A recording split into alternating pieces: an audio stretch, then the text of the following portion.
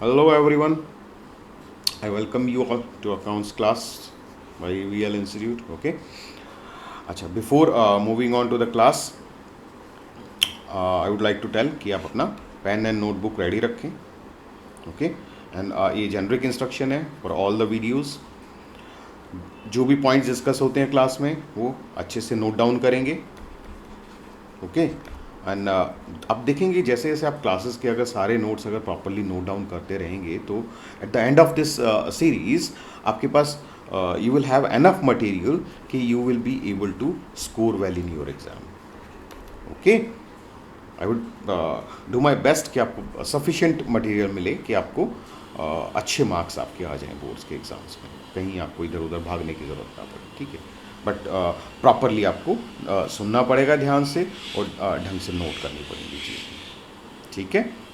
आप कैजुअली सिर्फ सुनते रहेंगे, नोट नहीं करेंगे, कोई फ़ायदा नहीं मिलेगा आपको क्लास का. ठीक है. ओके. चलो ठीक है, बढ़ते हैं, आगे बढ़ते हैं. ओके. Listen carefully. ठीक है. ओके.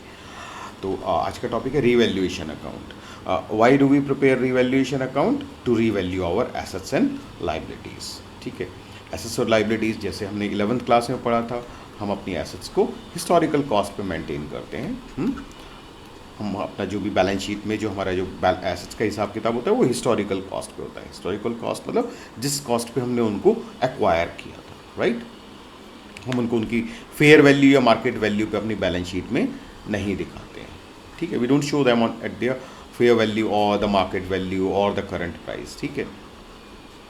ठीक है. लेकिन कई बारी सिचुएशन ऐसी होती है कि हमें अपनी एसेट्स को और लाइबिलिटीज़ को फेयर वैल्यू जो उस टाइम की करंट वैल्यू है उस पर उस पे ला के उसका हिसाब किताब करना पड़ता है. कब ज़रूरत पड़ती है ऐसी? देखिए, जब प्रॉफिट शेयरिंग रेशियो चेंज हो जाए, अगर पार्टनर्स के बीच में प्रॉफिट शेयरिंग रेशियो चेंज हो जाए तो हमें जो ऑलरेडी एग्जिस्टिंग एसेट्स और लाइबिलिटीज़ है उनको रीवैल्यू करना पड़ता है. कोई नया पार्टनर एडमिट हुए, एडमिशन ऑफ अ पार्टनर. ठीक है. कोई पार्टनर रिटायर हुए या किसी पार्टनर की डेथ हुई, इन सभी केसेस में हमें अपनी एसेट्स और लाइबिलिटीज़ को रीवैल्यू करना है. तो सभी केसेस में रीवैल्यूएशन अकाउंट बनेगा. और रीवैल्यूएशन अकाउंट बनाने का जो प्रोसीजर है, रूल्स है, वो सारे केसेस में सेम है. तो एक कॉमन टॉपिक है for all these chapters. Right. ठीक है. आगे देखते हैं. Revaluation it's a nominal account. इसका नेचर क्या है? नॉमिनल है. नॉमिनल का आपने डेबिट क्रेडिट का रूल पढ़ा होगा ना 11th क्लास में. Debit all losses and expenses and credit all gains and incomes.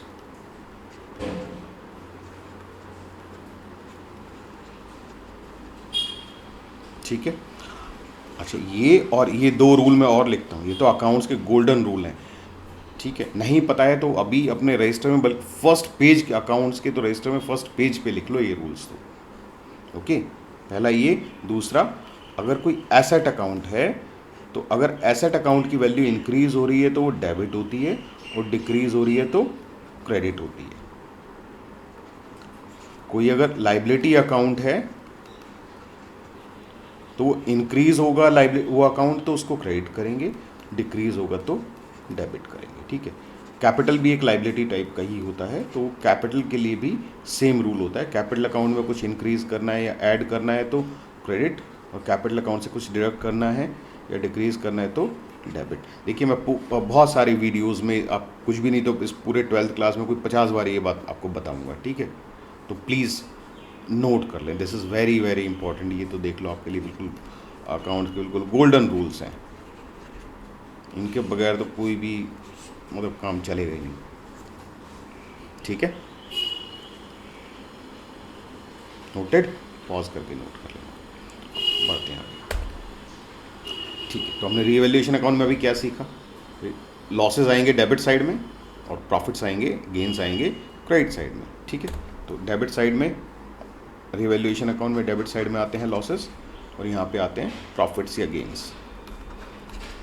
ठीक है. एग्जाम्पल देखिए. कोई एसेट है, मान लो फर्नीचर है. फर्नीचर की वैल्यू कम हो गई तो लॉस है हमारे लिए. तो रीवैल्यूएशन अकाउंट क्या होएगा? Revaluation account debit to furniture, right. देखो फर्नीचर की वैल्यू अगर फॉल हुई तो फर्नीचर एक एसेट है, एसेट की वैल्यू फॉल होगी तो वो एसेट क्रेडिट होगी।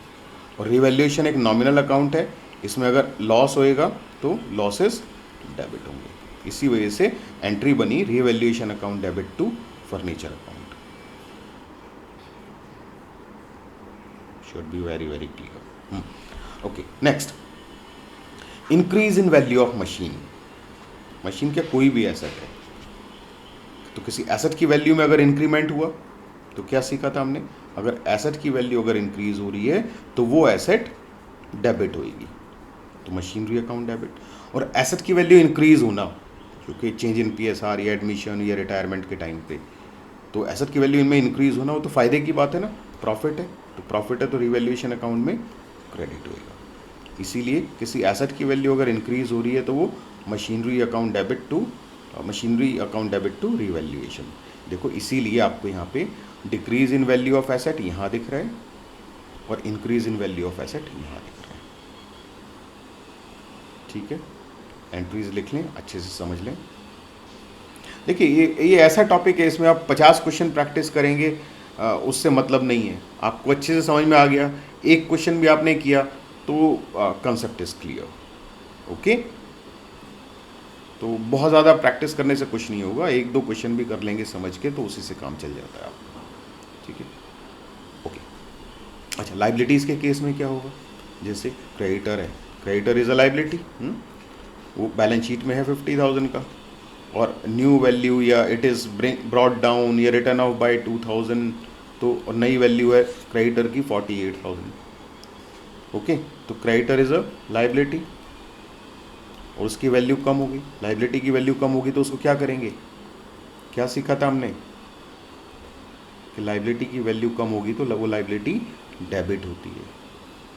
ठीक है, नोट करके चलेंगे, बार बार रिपीट करेंगे तो दिमाग में अच्छे से बैठ जाएगा। तो क्रेडिटर एक लाइबिलिटी है, उसकी वैल्यू कम हुई तो एंट्री होगी क्रेडिटर्स अकाउंट डेबिट, और ये लाइबिलिटी की वैल्यू कम हुई तो ये तो फायदे की बात है ना, तो creditors account debit to revaluation. ठीक है, इसीलिए देखिए decrease in the value of liability, देखो प्रॉफिट साइड में आ रहा है। ओके, ठीक है, और रिवैल्यूएशन का कोई प्रॉफिट है तो वो ओल्ड पीएसआर में बटेगा, ओल्ड पार्टनर्स में, लॉस है तो वो भी ओल्ड पीएसआर में बटेगा, ओल्ड पार्टनर्स में। ठीक है, so this is how we make a revaluation account. Conceptually it is clear. Next slide में एक एग्जाम्पल के थ्रू समझेंगे। ठीक है, बट यहाँ तक के पॉइंट सारे क्लियर होने चाहिए आपके।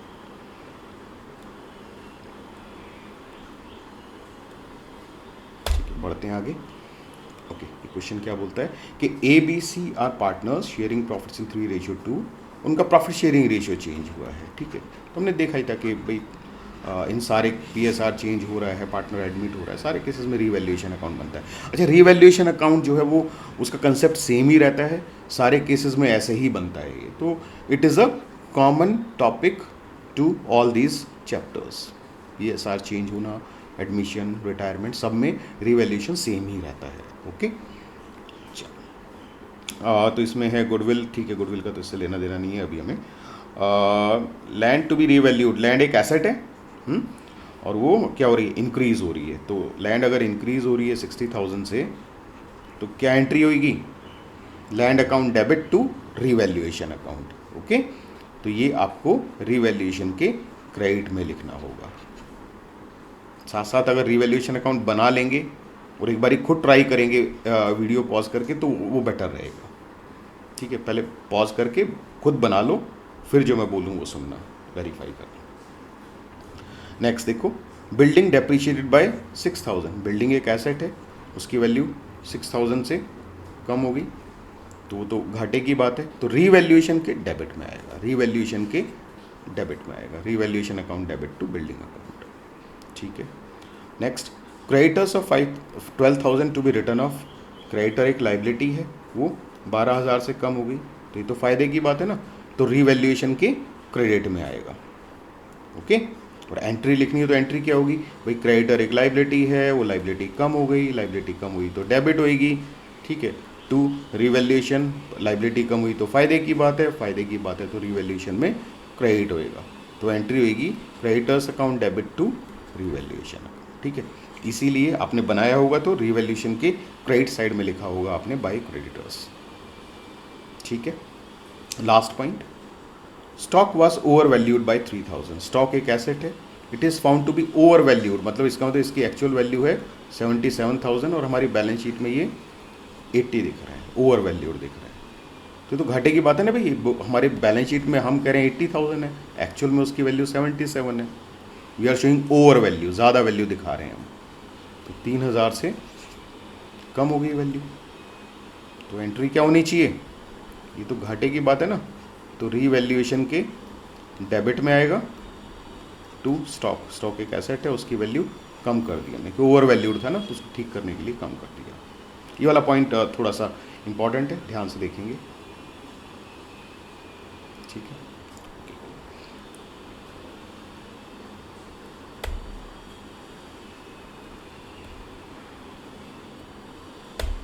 ठीक है, ये आंसर है रिवैल्यूएशन अकाउंट का जो भी हमने डिस्कस किया। बिल्डिंग डेबिट साइड में, स्टॉक ओवर वैल्यूड था तो क्रेडिट डेबिट साइड में, लैंड की वैल्यू इंक्रीज हो गई तो क्रेडिट, क्रेडिटर्स लाइबिलिटी थी कम हो गई तो क्रेडिट, ठीक है। और ये बैलेंसिंग फिगर हुआ प्रॉफिट 63,000, तो किस रेशियो में बढ़ गया, ये 3/6, ये 2/6 और ये 1/6 है ना। 3/6 of 63, 2/6 of 63 and 1/6 of 63, right. तो ये इनके अकाउंट में क्रेडिट हो जाएगा।